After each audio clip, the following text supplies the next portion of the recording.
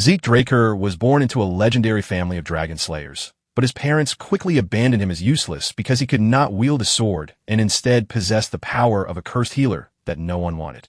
While chasing power, Zeke traveled across the world until he found an ancient treasure so valuable that even the Emperor wanted it. But in the end, the Emperor's soldiers came and brought him down. The wounds were so deep that even his magic couldn't heal them. But fate had different plans waiting. The ancient relic he stole woke up old powers that let him grow younger and gain a new upgrade system. From this moment, Zeke's true journey begins at the Draker household's training school. But first we must understand that his family belongs to one of the three legendary clans, famous forever for his ancestor Terracon Draker, the hero who saved the land 1,000 years ago by slaying the evil dragon Bahamut and building their great reputation on that victory. Because of their special family line, every Draker is born with a glowing aura that lets them become powerful knights without any struggle. Until Zeke arrived, he was born without aura like his ancestors, making him an outcast in his family. Just as Zeke settles back into his bed, feeling completely at ease, a system window pops up and makes him jump. He instantly goes on high alert, listening closely to the strange noise, but after checking the empty room and finding no one, he tells himself he probably just imagined it. But just as things settled, more system windows popped up to join the noise. Among all the system messages, one stands out to reveal that Zeke's soul has fully absorbed the Elder Dragon's power, merging the two into one. Before long, Zeke is given control over a piece of the system too. The moment the activation is done, his eyes are instantly filled with a flood of system windows. The first window shows his class, skills, and a special draconian skill that won't unlock until he earns 10 points, but right now he has 0. Feeling curious, he starts poking around the system and soon figures out how to use it. Out of everything in the admin window, his eyes are fixed on the class skill, a strange phrase from an ancient dragon tongue that shouldn't exist in this time. Zeke's master told him that people in the old days picked their roles based on what they were good at, and since Zeke is a healer, his special ability is simply called healing. After Zeke woke up, his female master pushed him so hard he nearly died, but he kept pushing through the pain to prove the system right about his healing powers. The moment he turns on his powers, he discovers he's actually a healer. He was shocked to realize that in his past life, he only became a healer at 20, right after unlocking his Ether Hall. Since he can't use his healing power unless his Ether Hall is open, it must already be unlocked. This news is the best kind of news there is. He has traveled back to the past with all his memories and skills still sharp, giving him an even bigger advantage. Just as he decided to dig deeper into the system to find new surprises, someone called his name and knocked on the door. So he quickly threw up the system windows to hide before anyone could see. But the impatient guest can't wait and just crashes right into the room without any answer. As the door opens, Decker, Zeke's only loyal servant, steps in to see if his young master is ready for what's coming next. Zeke has no idea what's coming his way. This scary butler is fuming because Zeke seems too careless to remember this special day.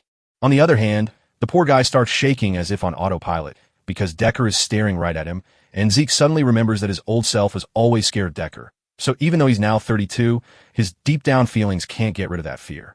Right then, Zeke's special composed mind skill kicks in, instantly wiping away his trembling and the fear from his face.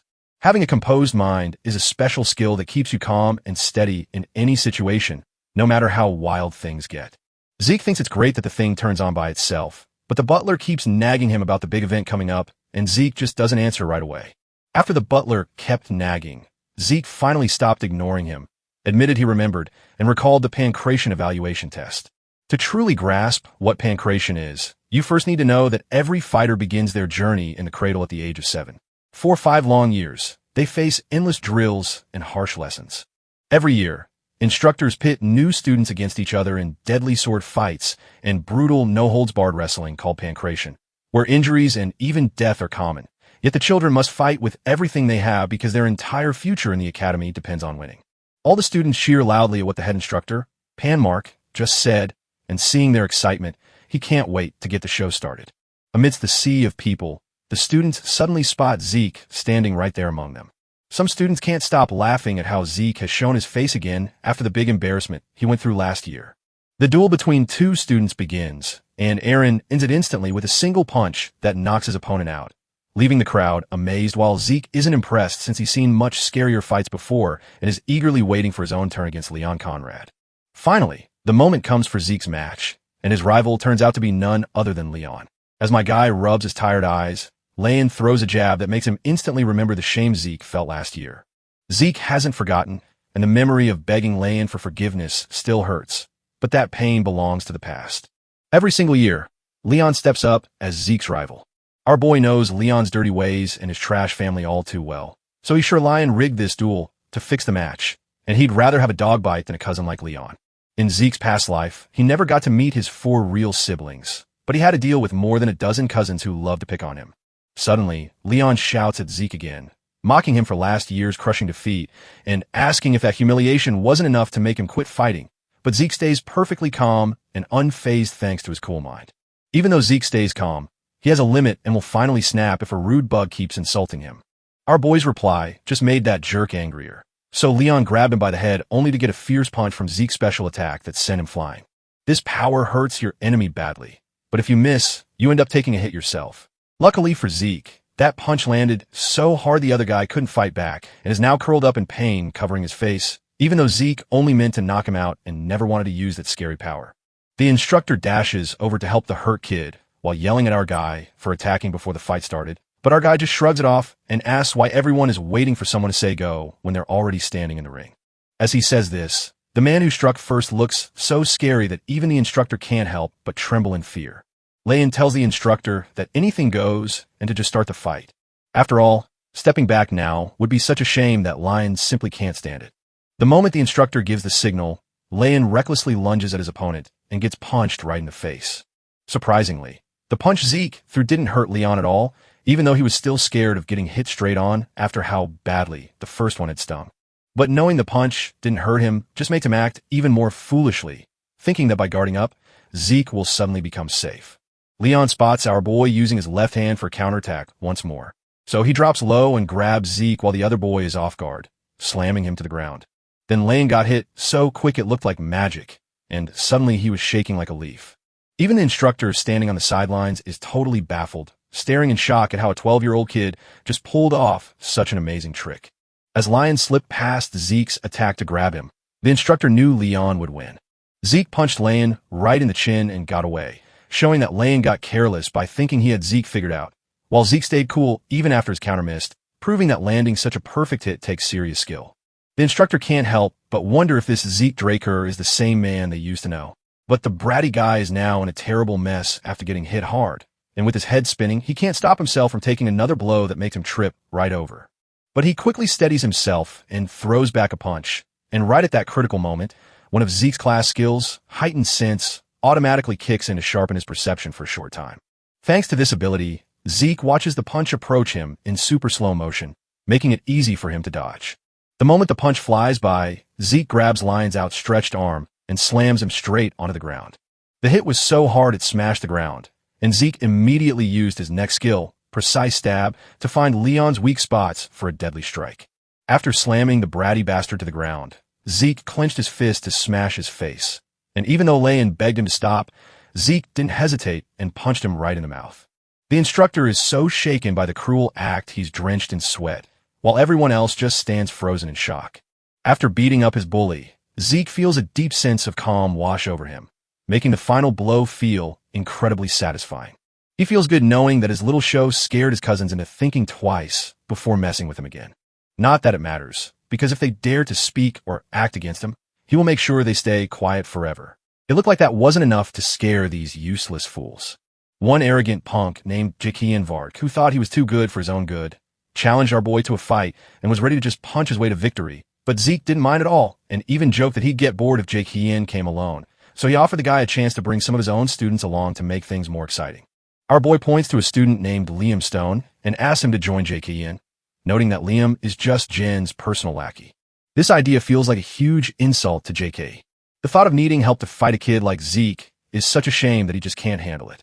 But Zeke keeps poking the bear, making the flying trash so mad that Jen is itching to beat him up. As the two contestants take their places in the arena, the instructor explicitly tells Zeke not to move until given the command, and Zeke is thrilled to see Jen bring his servant along, since that servant, Liam, was a legendary fighter known as the Mercenary King in Zeke's past life. Once a servant and overlooked student, Liam became a mercenary after his homeland fell, and through years of battle and unifying other warriors, he rose to become the legendary Stone Mercenaries King. After the Empire brought in the Stone Mercenaries, Liam stepped into the Continental Wars to face Zeke and the Northerners as his toughest enemy. But this time, our boy is set on building a whole new life for himself. The moment the instructor gives the signal, Jin rushes forward and throws a punch so hard it stirs the air around him. But Zeke didn't even flinch. He just casually caught the punch like it was nothing. Jin quickly shoves our boy's hand away and kicks back, but the move goes wrong and hits her instead.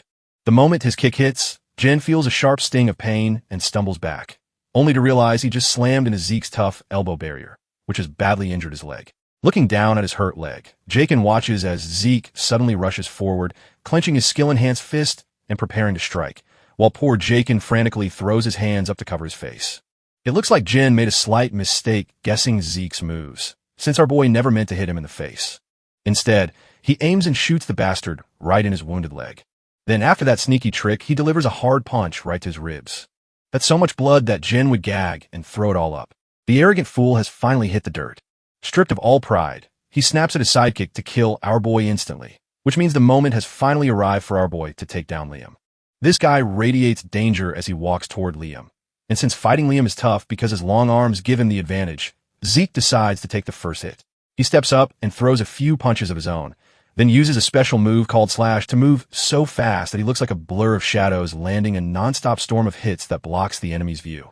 While the onlookers watch in total despair at just how incredible our boy is, Zeke knows they're confused because they've never seen anything like this before.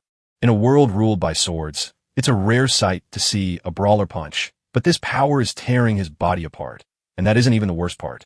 Liam's massive frame is the only thing standing between Zeke and victory, forcing him to block every hit without dodging or fighting back, a terrifying display that hints at the brutal aggression Liam showed when he ruled as the Mercenary King. With no other way to hurt Liam, Zeke charges up one last massive blow meant to smash right through his guard. The moment our boy throws his punch, Liam slips right past it and turns it into a shield. What really makes Zeke furious is that this jerk didn't even flinch or look at the hit, just dodging it like it was nothing. So in the next moment, Liam grabs his chance to strike.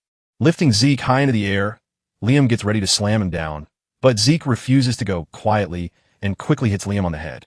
His special sense kicks in and flips the fight, letting him trap Liam in a tight leg choke that cuts off his air, but Zeke quickly realizes he pushed his luck too far. Liam strikes back with savage force, hitting his opponent with a deadly blow after every other one. The nonstop pounding makes the poor guy gag up blood, but even as Liam's strength fades and he blacks out from lack of air, the crowd is left breathless in awe at this jaw-dropping fight. Among all of them, one student stands out, not trembling with fear, but glowing with a strange, exciting thrill. He's buzzing with excitement and can't wait to step into the ring and face Zeke. Once the wrestling day was done, our boy returned to his quarters where his servant asked how he was, having heard that Zeke had been badly hurt in the matches. Zeke just shrugs it off and says he's fine, but the butler won't take no for an answer and insists on checking his pulse to see if Zeke's finally unlocked his hidden power. Finally, he reaches out to the servant, who blasts a blue stream of energy from his own hand straight into Zeke's.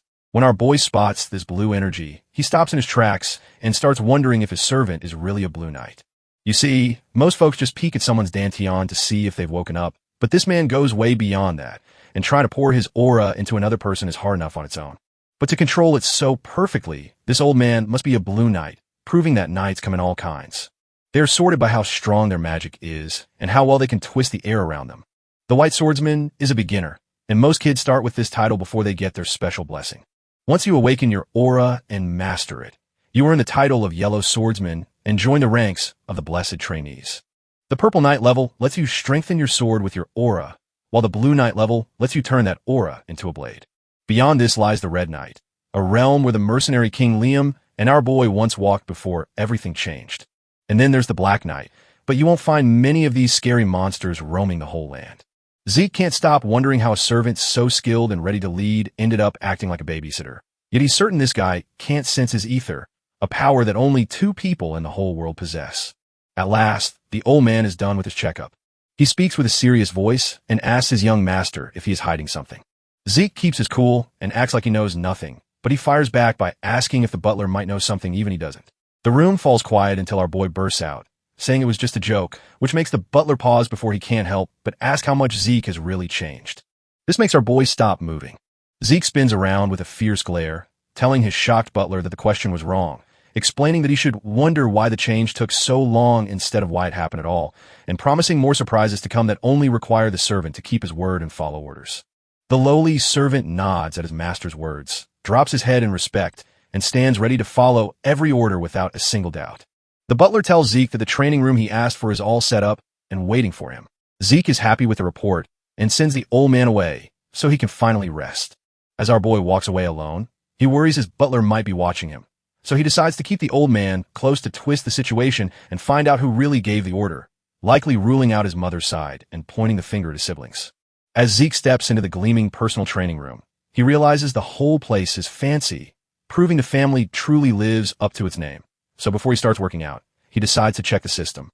With a snap of his fingers, the system panel floated up in front of him, revealing that his slash skill had suddenly hit maximum level, a mystery he blamed on all the times he'd been swinging his blade. The power springs to life on its own whenever he acts, so he never has to try hard to make it happen, and whatever new thing he learns seems to automatically join this list of abilities. He still can't tell what separates a skill from class skill, but he notices they both jump into action on their own. At last comes the Draconian skill, which he can't see yet because it costs 10 points to unlock, so he clicks it and a new window tells him he must kill monsters to earn karma points, which he currently has none of. Zeke thinks about the many monsters hiding in the dungeons, but he realizes he needs to become a purple knight just to get inside. For now, he's mostly wondering why he's back in the past and what this system means, while also trying to figure out those new skills and classes, all while a strange feeling whispers that it might be linked to that old relic, even though he doesn't have enough clues to know for sure. No matter what happens, he grabs his sword and vows to give everything he has to get stronger. In this world, only two powers exist. Knights strengthen their spirit in dangerous dungeons, while mages sharpen their magic power using special circles. The two powers are like opposites that can't exist together, so Zeke, who got neither, was cast out by his family and had to wander until he found his master. Though his master taught him many skills, the most precious were the art of healing and the ether hall, a special technique that let him and his master become the only people in the world to harness the power of nature. After just 2 hours of training, Zeke feels like he's about to fall apart. But his healing skill works together with his vigor recovery skill to bring him back to life. Healing is a miracle so rare that Zeke didn't even know it existed until he met his master. If anyone else saw him use it, they'd call him strange. That's why he didn't use it during his fight with Liam and had to rush back to his room to heal right away. Once Zeke feels strong again, he grabs his gear and keeps training, knowing he can't afford to waste even a second. By sunrise, Zeke stands completely drained from days of nonstop training. The room shows the damage he caused, with deep cuts in the floor and trails left by his sword. But a week later, we are at the Cradle cafeteria, where Zeke overhears students talking about him. They think he's changed into someone new, and since he's always been a failure, they wrongly assume he must have started using black magic. Meanwhile, in a quiet private lounge, the big shot students are all sitting down to eat dinner together. Reincarnation is the first one digging into her steak.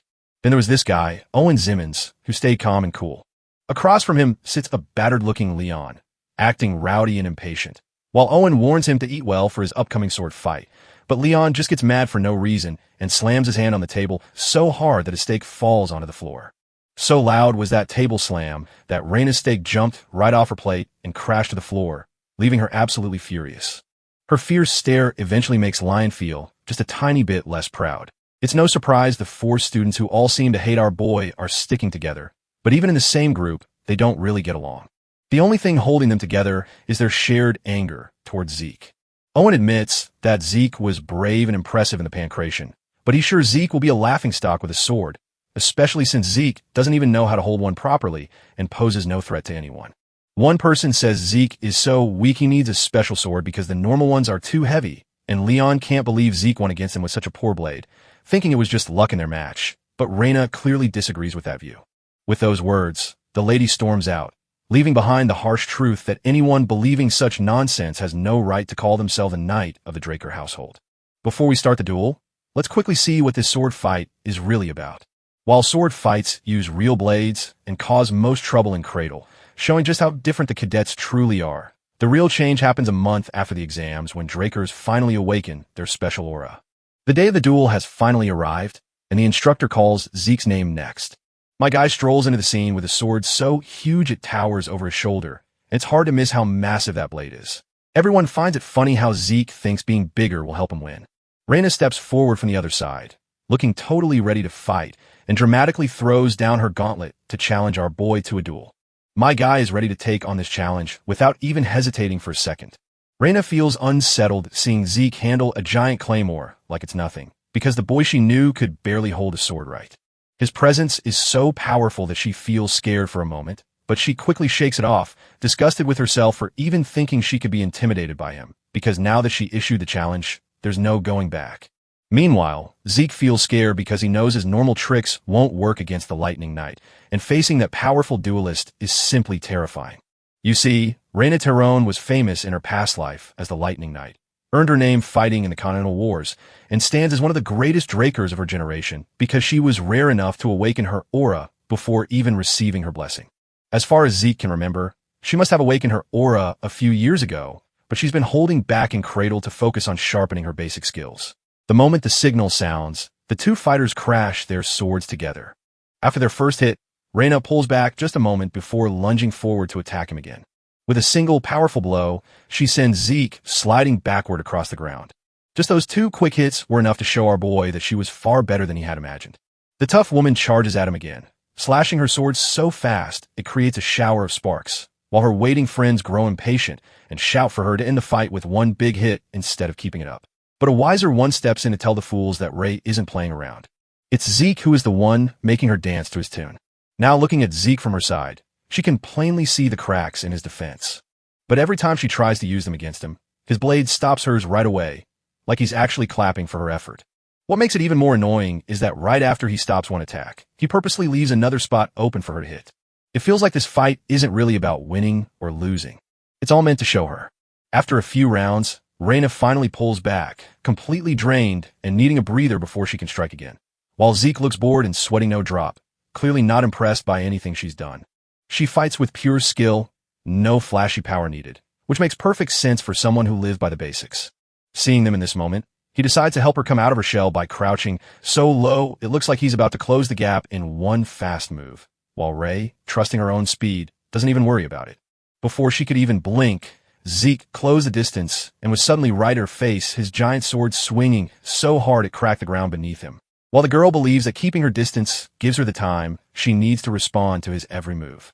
Zeke swings his sword wildly into the empty air, but the wind from his blow sends flying debris crashing into her face and breaking her nose. Next, Zeke leaps toward her, his huge sword swinging wildly in his hand. When she sees that gleaming blade hovering just inches from her neck, she knows it's game over. But in a twist nobody expected, the sword Zeke was clutching suddenly shoots up into the air and drops down a few feet away. In an instant, the crowd shouts that Zeke lost and celebrates Reina for winning without even needing her aura. But the instructor knows it's not what it looks like, and his face turns pure horror, as if he just realized he has more than one dad. The cadets missed seeing how Rei barely used a whisper of aura to slip away just as Zeke lunged at her. It's crazy that Zeke made her use her aura before she even joined the academy, breaking her own promise. Reina stands there, her face filled with doubt and regret for breaking her promise. Zeke suddenly lunges at her and punches her right in the throat, letting her know that this isn't over yet. She folds forward onto her knees as blood leaks from her mouth. The other coward sitting in the cavea gets furious because they wanted a sword fight, not cheap tricks, and everyone points a finger at Zeke in disgust, calling him shameless for pulling such a move. Meanwhile, Zeke just ignores all the shouting and insults, totally unfazed. He calmly asks Rei if she wants to go on. Rei, however, refuses to admit defeat, insisting that he only hit her because she let her guard down. As she thinks it over, a cold truth strikes her. If he'd brought a knife instead of punching with his bare hands, she'd already be dead. Because of that, she gracefully admits she can't win. The crowd that was just laughing at Zeke suddenly goes quiet in shock. Zeke Draker, who was just called trash by everyone a few days ago, has shocked everyone by beating one of the most talented kids from the famous families, making the defeat of the Lightning Knight, Reina Turon, seem completely impossible to those watching. The scene shifts to Abel's castle. Outside, a fierce fight has finally stopped, leaving a dark pit filled with fallen bodies. William stares in shock at the terrible scene, completely baffled by how Abel just calmly sips his tea without a care in the world. Abel leans in to read a letter revealing that Zeke Draker has defeated the young, genius Reina. He stands up and checks how much time is left before the full moon blessing arrives, noting that they have plenty of time. Abel thinks it's the right thing to drop by the Draker house, but William is pretty shocked that Abel wants to go all alone. But the Sword Master can't wait to see what kind of awakening the youngest family member is going through. Even though Zeke's, when left everyone in the cradle shocked, he didn't care about his victory and just went back to training without any celebration. A month went by until the blessed day finally came, and Zeke still couldn't figure out how he ended up as a Red Knight in his past life with such a terrible body. After finishing his training, he clicks open the status window to see that his mastery skill is right where he hoped it would be, sitting at the expert level. Even better, every time a skill gets stronger, its mastery resets, which explains why he has many lower rank skills, and he's already trained up Swift-Tap skill, the exact move he used against Reina. Thanks to his sharp senses, he knows the butler is watching him. Decker tells his master they must leave in 2 hours for the event, and Zeke decides it's time to get ready. Zeke hasn't stepped foot on the main estate in ages. He is heading straight for the Draker family home in the Duchy of Troy. Even though the family lives in the middle of the land, the sacred blessing comes from the place where the Dragon Slayer's legend began. Once Zeke reached his stop, he stepped out of the carriage and into the dragon's nest. Once he stepped inside, something clicked, and he finally understood. The folks here are super famous VIPs. He knows for a fact that some of them are informants sent to watch him. Zeke is convinced that once his awakening blows up in their faces, everything will go swimmingly well, no matter what they intended. That is, until he spots a certain man. There's a guy around whose mere presence makes your blood boil. That man is Abel, shaking hands while saying he wasn't keen on coming to the party. Everyone knows only one person, his youngest brother, the second son of the Draker family who goes by the nickname Lion Blade, but is far better known to Zeke as the Butchering Knight.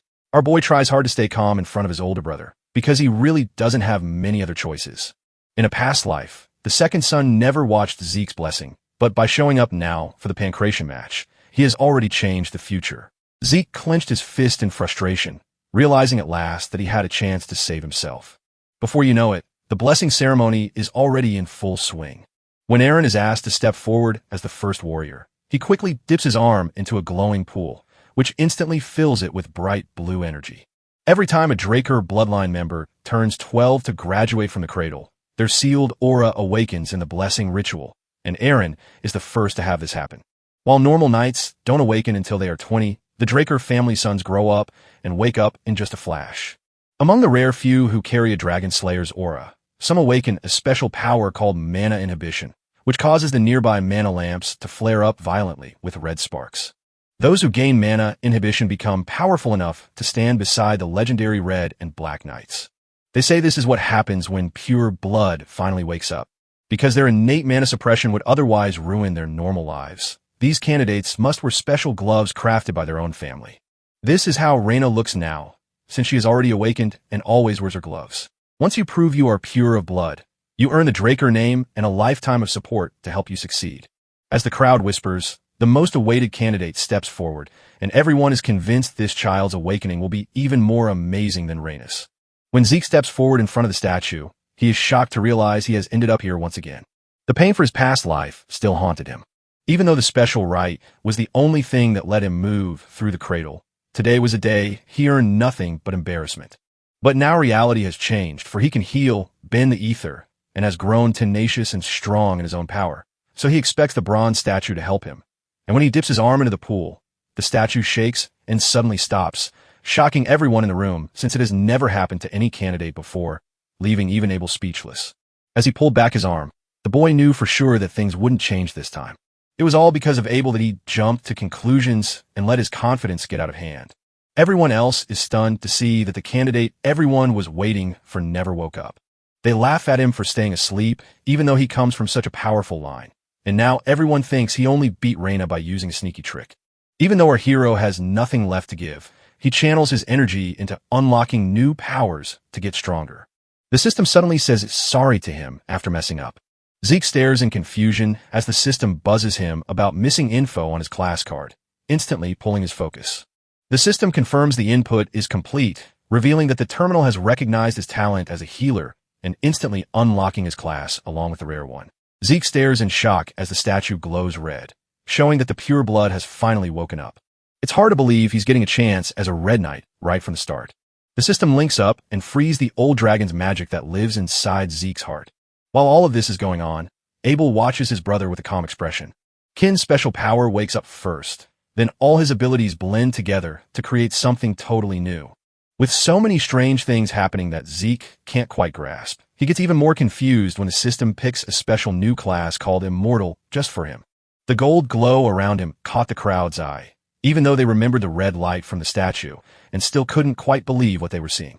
Zeke has seen the truth of what's happening and knows there's no point in arguing right now. They wonder if the statue is broken, yet the mana lamp's reaction to the reading proves it's not a pure blood awakening. Then Abel starts clapping, making fun of the crowd for not cheering loudly enough for the newly awakened purebloods.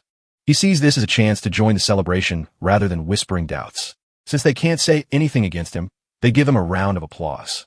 Abel insists that someone get a pair of gloves ready for his young brother. Zeke takes the gloves, but he isn't too impressed with them. He turns and walks off, leaving Abel smiling at the view before him. Our boy is furious that everyone is helping him out instead of Abel. Soon, the blessing ends, and everyone gets ready for a fun party. Zeke is so focused on his grind that he doesn't want to show up to the party. He halts abruptly when a voice calls his name. Zeke wasn't expecting Abel to suddenly appear, so this completely threw him off. He asks the kid where he's headed and shakes his hand to give him a big cheer. Even though he hated his older brother, he had to shake his hand or else he'd be in big trouble. So, he puts on a friendly face and reaches out to shake his hand. That is, until he suddenly recalls a bloody massacre from his past life. For some strange reason, Zeke pulls his hand back and stays silent, while Abel shows his true mean side by blaming his little brother for the mess. Zeke shakes his head in his mind, refusing to shake the hand of the man he thinks is the most disgusting and despicable person in the world. Abel shrugs his shoulders, showing he doesn't really care, and waves a casual goodbye. He knows they'll meet up later, so he turns and leaves without making a big deal out of it. Zeke nods and says he's ready to meet his brother someday. Time skips ahead to the party where everyone is talking about the two purebloods waking up, but no one understands what Zeke's golden light means since it has never happened before. They start to worry because they can't find him anywhere. We briefly spot Zeke relaxing in another room, having barely escaped the suffocating party. He still can't figure out why he's the only one who hasn't changed. The real deal about pureblood awakenings is that they naturally lack mana, a special trait meant to show the Draker family stands against dragons, the very source of that power. Even though most machines need mana to run, a pure-blooded person requires special gloves just to handle the power safely. If Zeke is truly a pure-blood awakener, taking off his gloves should have caused trouble instantly, yet he stands there completely fine. This makes him click open the status window, where instead of mana inhibition, he now has a special trait called mana reflection. Zeke's curiosity got the better of him, so he dove right into the details of the skill to learn more. There, he finds out that reflecting mana builds a barrier that wipes out the magic around it. It's counted as a real skill, so the glowing mana lamps won't help because it only works when you actively use it. Before the blessing, he was just a rare healer who didn't understand his new title as an immortal, especially when everyone else around him suddenly glowed with a special blue light. Everyone followed the rules, except Ray, who was the only one to wake up with a rare red pureblood. The same story holds for our boy, but eventually he turned gold. The system said it was missing key info about the classification, leaving Zeke wondering if it mistook the bronze statue for the terminal during the awakening. The instant the system fed the data into the terminal, the statue surged to life and bathed the room in red light. Now all the pieces are finally fitting together like a puzzle. Zeke thinks the statue isn't checking if you've awakened, but judging your class instead, where red means rare and gold means unique.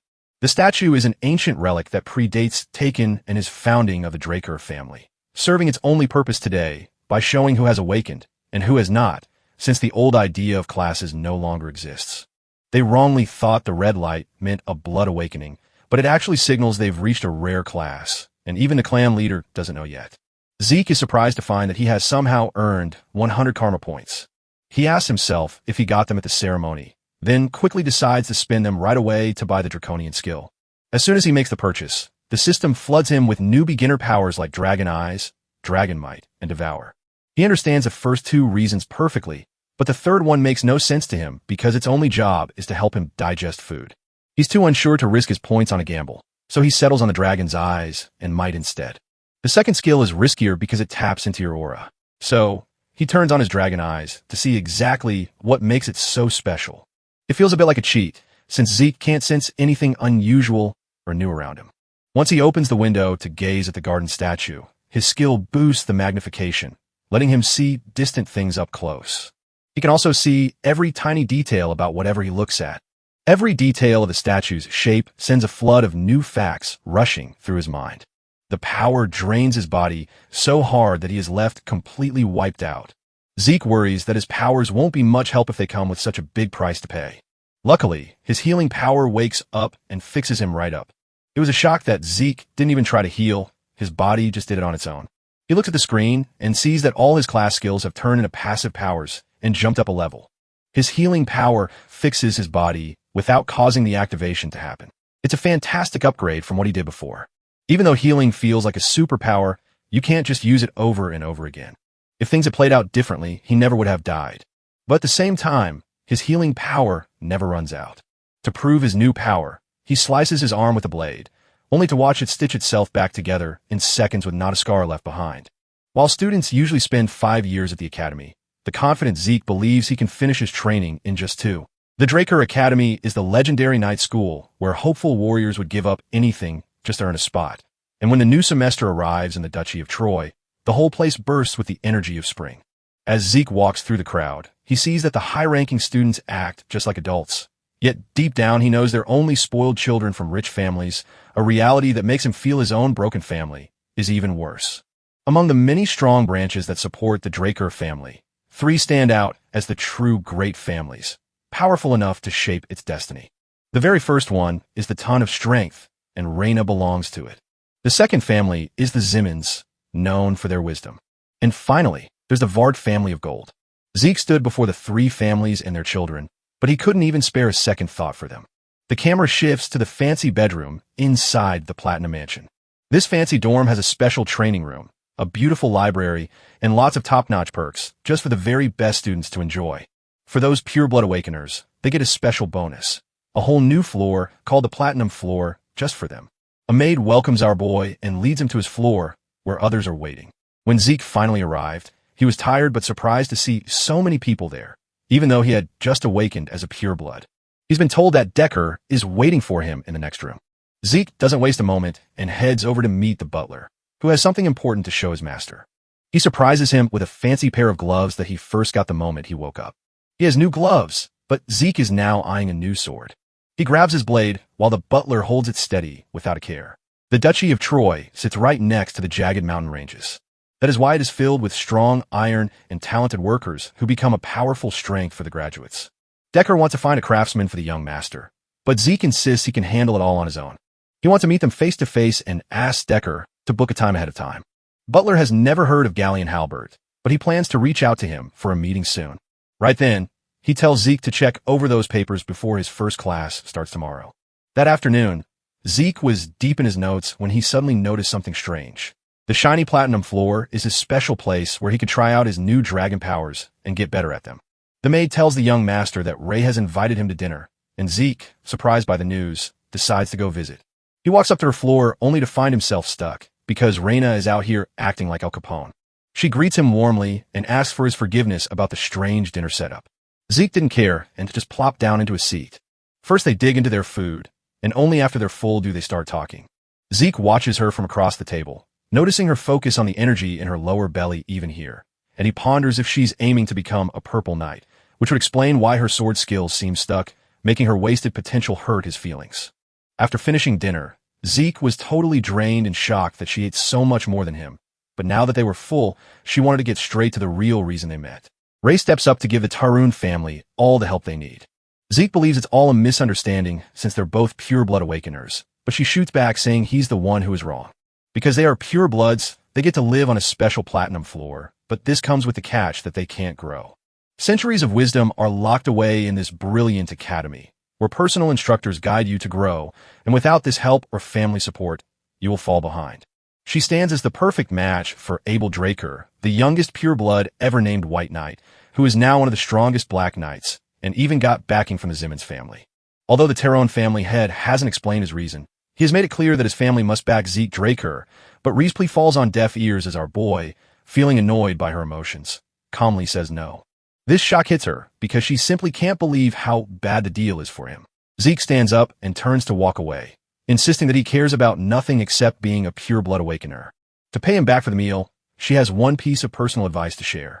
Zeke says her sword is way too strong and thinks it must be connected to the men watching her. Zeke says her biggest power comes from how her body can bend and change to fit any situation. He warns her not to charge straight at her enemies. Instead, she should use her smooth, flowing dance to gently guide her opponents until she can land one perfect strike. Zeke believes that if she can do that, she will get much stronger than she is now. He walks away, leaving her frustrated because he just refused to let her draw on her family's powerful tradition, the very thing she's always relied on. Still, Rei couldn't ignore the truth in what he said, because her relentless drive to honor her family's name had shaped her sword fighting in a way that Zeke clearly saw. Even though Reina was a young genius everyone admired, no one ever stopped to give her any help or advice.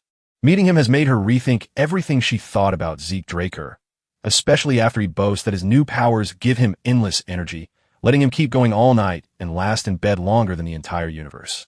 In his past life, this spot was nothing but a hellish nightmare for him. Now that he has awakened, Zeke is chilling out, savoring a peace that money or power can never buy. While he's just going about his day, a guy from the Simmons family walks up to him. Owen, the family's third son, is a master at twisting things to his advantage. The man who bullied and blackmailed our boy in his past life finally got his comeuppance. Interestingly, he even asked Zeke to dinner, only to get flat out rejected, which made Owen seem way too friendly for his own good. Zeke figured out which letter he meant and let out a sharp, teasing comment. Owen wonders why he didn't reply, but Zeke just snaps back that he doesn't care about the guy's messages one bit. His rude comment just now grabs Owen's friend's attention, who thinks the boy is being too blunt for a polite invitation. Zeke flips a "who are you?" card and decides he simply doesn't care enough to learn his name. He walks away knowing that this poseur only pretends to be strong, so he can suck Owen's dick. It's shocking that this jerk dares to attack Zeke without warning. He managed to block the attack, even though it was wrapped in aura manipulation. Durbin Roswell shouts out his name and declares himself the strongest of them all, or at least the mightiest refrigerator in the world. The youngest Draker just chuckles at the man's little speech, since this guy isn't even a knight and barely a cadet. Zeke explodes forward with lightning speed, delivering a hook to the guy's gut that feels like a Mike Tyson punch. Zeke knocks a face into the dirt and cheerfully calls out for the next Simmons to join in, only for Owen to step up and tell him he's not impressed by Zeke's bragging about his own power. Zeke watches the group go, thinking of them only as a clown troupe. For a moment, let's peek inside Draker Academy, where students are sorted into two groups. The normal class, which relies on hard work and strict discipline to teach those without natural talent. The second class is where the Academy's top students pick their own advanced subjects. Yet Zeke found it underwhelming because it was just filled with the same familiar faces from the cradle, leading him to joke that it's not a special class at all, but just a cradle class. The teacher stood at the front of the room, smiling with delight as he got ready to call out a very special guest. 20 years ago, this enigmatic figure served as the Empire's top leader and used his brilliant tactics to stop their invasion. Dean Howard Draker, the man who runs the Academy, is warmly welcomed by everyone with a good heart. Known as a war hero, Howard is worshipped as a symbol of hope and praised as the perfect model for winning battles. But the truth is much darker than his fame suggests, because the lucky break he got from leaking secrets to the enemy just to save himself was actually a terrible mistake. In the end, he's a lucky traitor who managed to survive and enjoy the fame. Zeke hates him because he blames him for getting kicked out of the Academy the first time. Zeke had no way out, so he drifted like a lost soul through the Duchy of Troy. Down there, he was grabbed by slave traders and sold off to the Southern Cartel. That guy's very existence is tied to a nightmare from our hero's past, and he's going to make him pay someday. As the dean wraps up his speech, the teacher steps in to start class and orders the cadets to rush to the arena for indoor training. Zeke sits in the training arena, confused and annoyed, having to learn the very basics of dragon slaying.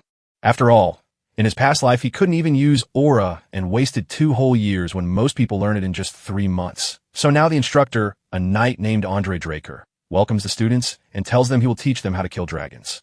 The students feel a bit bored since they don't know anything about this guy. The name suddenly flashes into Zeke's mind. He remembers that Andre isn't a pure-blooded awaker who graduated fast and got hailed as a Valhalla victor, yet he's not even from the family. So amazing was his talent that he truly earned the Draker name, and he's exactly the kind of guy your girl says not to worry about. Zeke admits that while the special class teachers vary in skill, this one guy is infamous for his terrible personality, so Andre silences the room to begin a lesson. He watches as the cadets pull out their swords and get ready for their training. His eye spots Zeke's huge sword, which stands tall and mighty compared to the others. Zeke makes waving look so simple, like it's the easiest thing he's ever done. Andre's calm face tells him not to even enter the arena. He believes the boy is being too confident by choosing a sword that is too heavy for him to lift. Zeke picked the sword just because he wanted this typical teacher talk to come true. He brags with a sneer that he could beat the instructor using the very same weapon. That bold move really rattles Andre. The air grows so thick with tension that the system kicks in a special mental shield to help our boy survive. Andre is ready to pull his sword out and give the boy a hands-on lesson. And that was exactly what Zeke had been hoping for. The instructor promises Zeke a victory by letting him do whatever he wants in class, even going easy on him without using his aura. That's just feeding into Zeke's strength, because he's so sure he can beat Andre since he knows how weak he is. But with his watchful brother keeping a close eye on him, Zeke decides not to risk drawing unwanted attention like he did last time. He plans to slice a small piece off Andre's uniform right before giving up. The fight starts instantly when Zeke swings his fist hard at his teacher's neck. Even though Andre blocks the hit from so far away, showing he's a real Blue Knight, Zeke knows this fight is going to be a battle. He jumps around and strikes from all sides, but his teacher reacts so fast that every hit gets knocked away. The other cadets are baffled that the knight can take Zeke's blows and keep standing strong for a full half hour. Andre's sword begins to shake and his body slowly gives out. He just can't believe how the boy keeps going and going without ever getting tired. Even though he's trying really hard to hold back his strength, the battle is now turning tough for him. This just proves that the average Draker blood is so brilliant, it feels unfair even to compare them to others. Zeke is using Andre's terrible stamina against him. His aura was special, just like how every Draker's is known to be. It needs to kick in for every task you do, from training and daily chores to even sleeping, so naturally that you won't even notice it, just like you don't think about breathing. Because Andre is so used to keeping his aura active, he feels clumsy and strangely weak when he tries to hide it. That's the one thing giving Zeke the edge over his instructor. Andre parries the cadet's sword one last time, yet Zeke refuses to stop fighting. He refuses to go down this way. He needs his rival to be forced into using aura because his ego demands it. Zeke swapped his plan to find weak spots for a new trick that forces Andre to use his aura to win no matter what. In other words, things are in a dire state. He flips back to the ground and instantly dashes forward with amazing speed, his new swift step skill finally activated. Andre struggles to keep up with the cadets' incredibly fast moves. Striking from the blind spot, Zeke unleashes a critical attack that leaves Andre wondering how a cadet could possibly wield such a powerful skill. The moment he turns to look at Zeke, he whispers a tiny bit of power into his feet to dodge the blow right before it hits. Andre doesn't wait a second longer. He fires off Sky Slice and sends the cadet flying. The strike was so fierce it nipped a shard off Zeke's blade and hurt him badly enough that his healing powers had to rush and fix him. Even though his body can no longer heal, he crumbles to the ground in the arena as Andre pulls his sword back and walks away, defeated. He publicly declares Zeke free from class duties and asks if anyone else wants to give him a shot. With Zeke's terrifying rage keeping everyone too scared to speak up, the class continues while our boy lies in his hospital bed, staring back at his own victory over Andre, turning his ruined uniform plan into a moment where Andre finally sees the kid's true power. It was a great win because his teacher lost the fight. And so, the last strike Andre delivered was simply the most fundamental move in the art of slaying dragons. The Sky Slice was just a basic move, but it exploded into something monstrous when a Blue Knight's power amplified it. And Zeke felt proud he could stand his ground against such strength, confident that his endless stamina and healing were what made him that strong. But those two things by themselves won't be enough to build a life truly free. He craves a freedom born from sheer, unstoppable strength, the kind that leaves his superiors powerless to touch him. While he's lost in thought, a drunkard stumbles up to check on the boy and recognizes him as the youngest son of the Draker family. Our boy jumps at the sight of the drunkard's face, since no one expects to see a drunk in a hospital. He couldn't feel the other man coming while also insulting the head of the Draker family. Zeke asks who he is, but the drunk just keeps shooting himself up with more booze. The man couldn't stop himself from asking the boy how he could heal so fast. After all, he only just managed to pull through a deep wound inside his body. The system checks the danger and turns on his mental shield. Zeke won't move a muscle because he knows for sure that no one at the academy knows about his secret healing power. He acts as if he doesn't know anything, which makes the man decide to seriously try to attack the boy. Zeke sidesteps the sharp palm strike that cuts right through the bed. This thought makes him wonder if the man is actually an assassin. Zeke shoves a bedsheet over the lunatic's face, but he feels a chilling sense of danger creeping in. He turns on every single power he has left to launch a full-scale attack. Even though the man can't see, He easily grabs the boy's blade and praises him for his quick thinking. Zeke backs away nervously, wondering what the word mercenary could possibly mean. He thinks the mysterious stranger knows about his past, and seeing Zeke, a dark-skinned fighter, toss his sword aside to save his life convinces him that he'd be better off as a mercenary than a knight, a realization that settles deep in his heart after finally understanding the stranger's words. The power gap between them is so wide the man could kill Zeke with ease, and he assumes Zeke is just a red knight level. So he can't understand why someone with such insane talent would waste his potential on a basic claymore he just picked up. The hero is sure the man might be even stronger, but then Andre suddenly shows up looking for him. He surprises Zeke and shouts for the garden keeper, Dexter. Zeke can't believe what he's hearing as Dexter wonders how Andre found him. And when the knight recalls seeing Dexter at the training room earlier, he tells Zeke to get lost if he's healed. So the boy tries to slip away, but Dexter stops him and invites him to the Academy's western greenhouse to learn something useful. For a heartbeat, the room holds its breath, then Zeke scoffs and storms out. Dexter gets irritated and thinks back to the day, remembering how Zeke's dad acted just as smug and unkind. Since Zeke isn't an easy kid to fool, he instantly figures that if the gardener can casually drop the patriarch Arthur's name, he must be the very person who ever took Andre on as a student. Duke Draker, the Gale Knight. He's a knight who can use Marshall's power, and this crazy man once took on an entire kingdom all by himself. The guy vanished from the town's gossip right after appearing, so Zeke never thought he'd be living a quiet life at the Academy, and he wonders if Andre is here because of Dexter. He can't decide if Dexter earned the Duke title through sheer stubbornness or something else, and he finds a rumor that the madman became a Black Knight just because he loves the color black to be too silly to believe. Even though Zeke knows the Duke is paying attention to him right now, he doesn't care because he wants more than just a few easy lessons. He is so hungry for power that he wants to steal the man's secret move just to become Dexter's student. So Zeke smiles and turns his greed into unbreakable determination. At the Magic Academy, Professor Phantom stumbles through his awkward lesson and asks the class if anyone has a question. The entire class drifts off to sleep from sheer boredom, leaving the professor feeling pretty discouraged.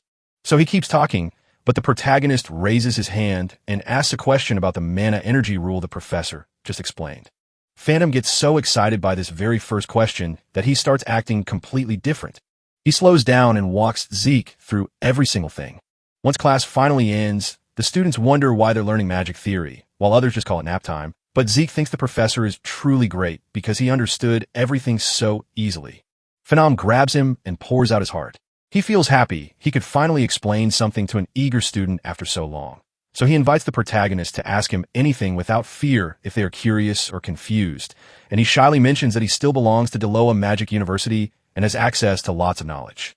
Zeke is shocked to find the professor connected to the Magic University of Deloa, the very country that created magic. He accepts Phantom's offer since getting close to a powerful mage can't hurt. He thinks it's better to have a mage who loves math as a buddy than a grumpy knight, because smart math wizards are usually the best thinkers around. He's hoping that Professor will turn out to be handy down the road.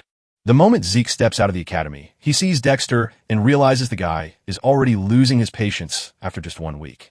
Dexter finally asks if it's all over. Before he could speak, he interrupted the kid to ask why he hadn't stopped at the greenhouse. Dexter waited for the guy to give him the hint when he said he was ready to teach something useful. Zeke repeats himself to show the guy he's not interested. Dexter gets annoyed and acts like a kid, but Zeke says Dexter isn't ordinary, just busy with training, so fighting him won't be easy. Dexter gets it, but then suddenly changes his mind and jumps behind Zeke, knocking the protagonist out before he can even react. After a while, he finally wakes up and can't believe he was knocked out so easily, guessing that Dexter must have been completely fed up after waiting a whole week. Zeke realizes he's standing right in front of the Western greenhouse. Dexter asks if he has finally woken up. Zeke shouts that this is a clear kidnapping, yet the clumsy man just nods in agreement and arrogantly admits he wants our boy. Zeke stops hiding his lack of patience, yet he keeps moving fast to escape, convinced now isn't the time to stay. Suddenly, Dexter steps in front of the kid, catching him completely off guard. Zeke runs away again, but gets caught easily by Dexter. So instead of giving up, he starts teasing the guy about why Dexter thinks he looks so interesting. The man tells him about his crazy power to heal. Zeke smiled, and at last, he figured out what was happening. He dares the man to squeeze the truth right out of him.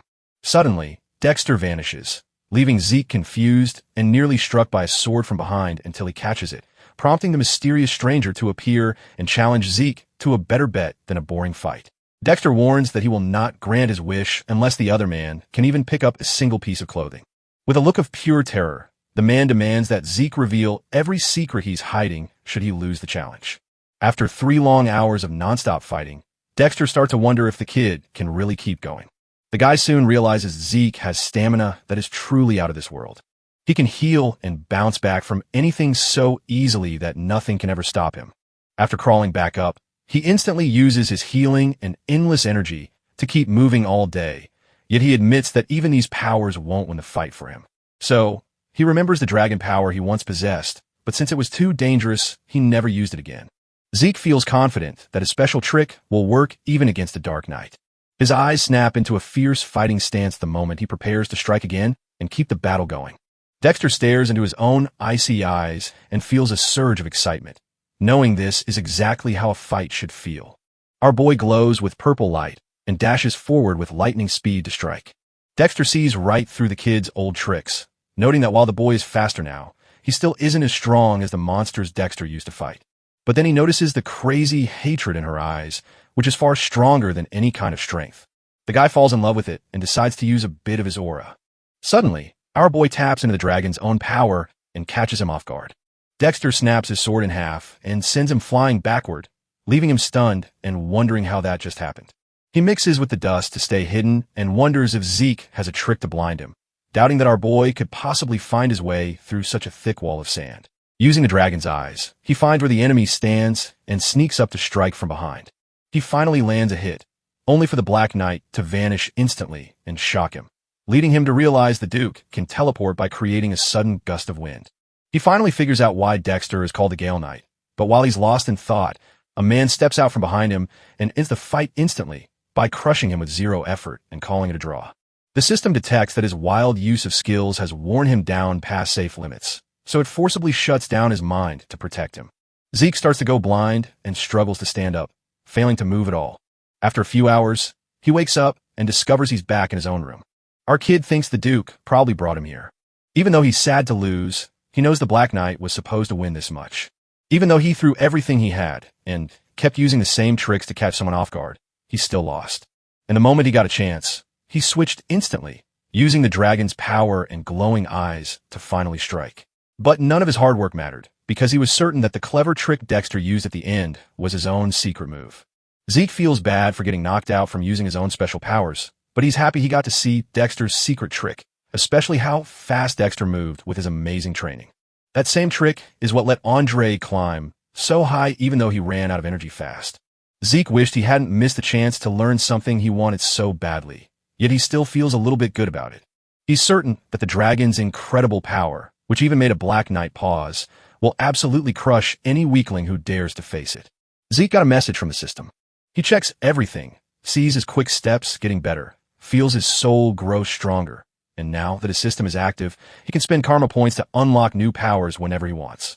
He is surprised to find enough karma points to unlock a mini-map, an inventory, and a quest book. As a host of new things appeared, Zeke slowed down to figure out exactly what he was seeing. He buys the inventory first, and then the system teaches him that he can store and grab items just by thinking about their names or shapes, showing him everything he needs to know. The hero picks up his sword and tucks it away in his bag. Since he can control it with just a thought, he enchants the sword and saves it, causing the claymore to vanish and pop right into his inventory. Now that he gets the rules, he focuses on his sword and tries to pull it free. The claymore suddenly appeared in his hands, far better than he expected, since he only thought it was just a storage space. He remembers looking for a safe spot to hide the special item he used to have. He discovers that with just a few karma points, he can instantly expand his storage, realizing this powerful ability is actually only a basic skill for low-level admins. The protagonist is stunned to think about what secret power he'll unlock as a top-tier administrator, and he knows that wasting his precious karma points on a whim would be a foolish mistake.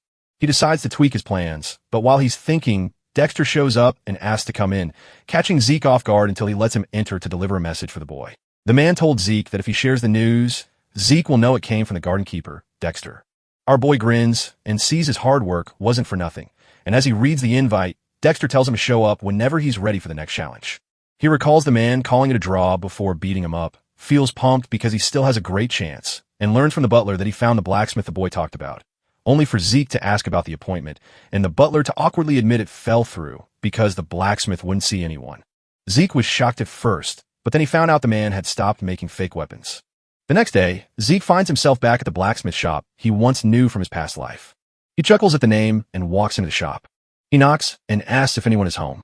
In a past life, the hero wielded a legendary blade called the Radiance of Graham, a masterpiece crafted by Galleon, who named it as payment for saving his life, and whom Zeke believes deserves the title Blacksmith of the Soul for his rumored power to read souls before forging weapons. For this master didn't disappoint him back then by creating a blade that could swap ether for the very aura he needed most. Galleon used to be the best blacksmith on the whole continent, but Zeke feels let down seeing him passed out drunk. Galleon spots the kid and snaps at him to leave, telling him this isn't a store for teenagers. Zeke knew the guy had a bad attitude, but he wasn't ready for such a moody temper and wondered what happened before Galleon met our boy in his past life. Zeke didn't even think twice before dumping a whole bucket of water right on the drunk man's head. Zeke sneers with a smug grin and asks if he's finally woken up. He is demanding an explanation for why he was turned down earlier. Galleon suddenly snaps back to reality and realizes that the man standing before him is Zeke Draker. He drops to the ground right away and says sorry for being rude. He starts shaking with fear, keeps apologizing over and over, and doubts he can ever make anything good for others when he can't even make what he wants for himself. So he's taken a break from taking on new jobs, and Zeke was surprised to see that even a famous blacksmith like him was having a really bad streak. Zeke suddenly remembers that Galleon was already a master blacksmith when they first met, and though Galleon never spoke of his past or his failures, Zeke doesn't have time to wait while Galleon spirals into a panic, so Zeke snaps him out of it right away. The nervous guy apologizes for being rude, but Zeke waves it off and insists on seeing the weapons he didn't finish making right. As the blacksmith leads him to the back, the hero sees he has no choice but to help the downcast stranger find the way forward. As they step into the backyard, Galleon apologizes for the mess, but Zeke just shrugs and says it looks awesome.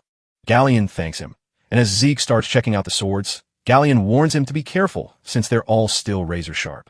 Our boy keeps looking around and realizes they aren't failures at all. They have the same quality as what he used to forge when he was the best in the whole continent. Zeke's dragon eyes let him see right through everything. He spots something odd and asks the guy if there's a problem with his brayer. Galleon was shocked to know the truth, but Zeke just told him to stop overthinking and give the answer.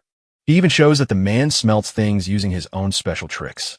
He watches as Galleon blends different metals together to make something that is both lighter and much stronger.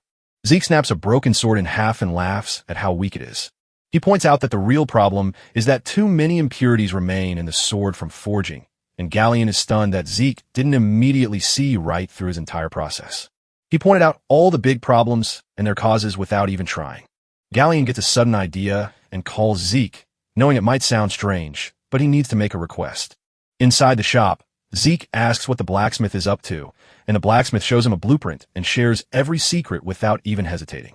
Zeke realized with a jolt that the blueprint the stranger had shown him in his past life was the same one, the legendary magic brayer. Galleon knew he couldn't hide his secret from the man who saved his life, so he handed over the blueprint just like he did before. Zeke thinks this trick will finally make the smelting perfect, even though Galleon expected our boy to see it coming and is puzzled that he hasn't started working on it with the blueprint right there. Galleon admits he's still missing something crucial, even though the magic tower is already demanding a hefty 10,000 gold coin fee. Even an ordinary family can only afford to spend 10 gold a month, yet this amount is 10 times that. Our boy finally gets it.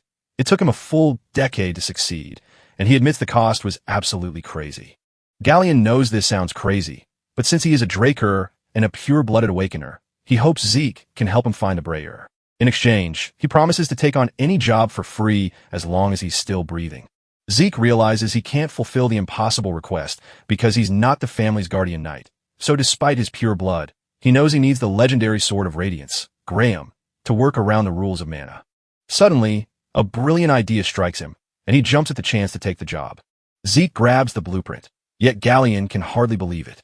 So our boy promises he knows a mage who can help, and he'll tell Graham as soon as anything works. Before Zeke could leave, a desperate stranger fell to his knees, clutching Zeke's leg and weeping a promise of lifelong service if only Zeke would help him. While inside the Draker Academy's research building, Zeke found the Mage Tower's exorbitant fees ridiculous for such an easy task. He recalls that Phantom studied this, so he tries to remember his research lab. But as he looks around, he spots something strange happening in the alley. A little kid gets beaten up by a bunch of bullies. He tries to apologize while tears well up in his eyes. Suddenly remembering the past, the protagonist clenches his teeth in frustration and makes his way down to check the alley. Leon yells at the poor kid, is just trash, and keeps on hitting him. He takes all that frustration and anger meant for Zeke and dumps it on the poor victim instead. Leon refuses to give up and drags his opponent's head down into the dirt while shouting that he's still in the game. Leon blames the unexpected attack for his loss and calls it just luck, refusing to call Zeke a true awaker because of it. The moment Zeke steps forward and speaks, Leon's face changes right away. The hero sneered with pride before his face hardened into a deadly seriousness, his eyes freezing as he commanded the bullies to drop to their knees or face death. Leon mocks him for his arrogance and questions if he truly awakened, but the protagonist silences him instantly and terrifyingly commands him to bow or face destruction. His words make Leon shiver all the way down his back.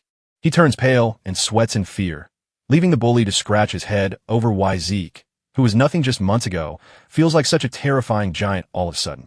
Leon clenched his teeth in anger and sneered, calling the guy an inferior failure. He screams at his minions to charge and hit the hero right now, but Zeke stands calm even as a punch flies his way. He gives them one final warning before effortlessly slipping out of the way of the punch. Our boy takes out the first guy, keeps moving forward, and beats the next one too. Zeke catches the kid flying straight at him and tosses him back, then wipes out the whole gang with no effort. As Leon watches the entire show, he sweats with anxiety and can't believe this is the same Zeke he knew. The protagonist walks up to the timid guy and acts like he's nothing, telling him not to worry, since it'll only hurt for a split second. Leon draws his sword in terror and yells for the protagonist to stay back, warning that he might get hurt. Zeke tells him what it really means to draw a weapon in the training zone. As Leon draws his sword in the holy training ground with deadly intent, the wimp sweats in terror and runs out of words to save his own skin. Zeke declares he will fight for honor, draws his sword, and warns that their fight won't stop until one of them is dead. If anyone pulls the sword, they must own the mess that follows, even if their enemy ends up hurt. Zeke spins the battered goon around to be their witness, and then throws the first punch. But the shy bully stops him and says sorry. Leon even wets himself and pleads for one more chance to escape.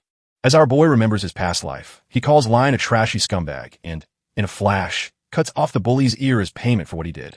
As Leon screams in agony, the cruel hero warns him never to reconnect the part again, or his head will be chopped off the next time they meet, while the victim calls Zeke to ask why he bothered saving Leon at all. Our boy just brushes it off since he's not helping anyone. He did it just to help himself.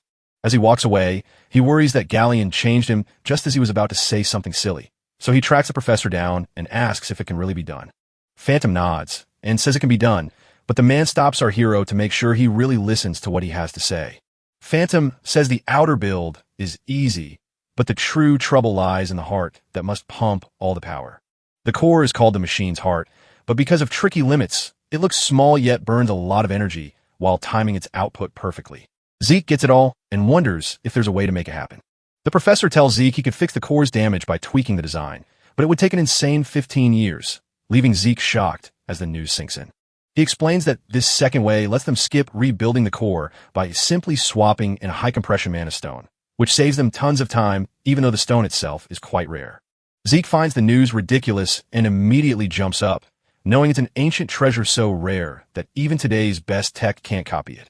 Phantom nods in approval and reminds him that hunting for rare materials in ruins is nearly impossible compared to finding a stone that fits their original plan, so they'll have to pay 3,000 gold, leaving Zeke speechless. He knows that getting caught without aura powers could kick him out after 15 years, so he scratches his head in disbelief that he can't even afford 3,000 gold coins and struggles to just give up on the blacksmith. Almost everyone thinks he can use aura because of what happened during the blessing, but the truth is, it was just a fake reaction he created with his ether and healing powers. He still can't use aura like a normal person, so he's stuck with just a basic sword skill that only lets him strengthen his blade and swing it, forcing him to find Graham, the Sword of Radiance, to finally unlock the true power he needs. Zeke stays angry and can't stop thinking about the Mona Stone, hoping he can figure out a way to solve the problem. Phantom is amazed and thinks the person who drew those blueprints must be something special. He calls it a brilliant design and believes that even among all the old classics, it's rare for anyone to create something like this. Zeke hears the words and suddenly has a brilliant idea.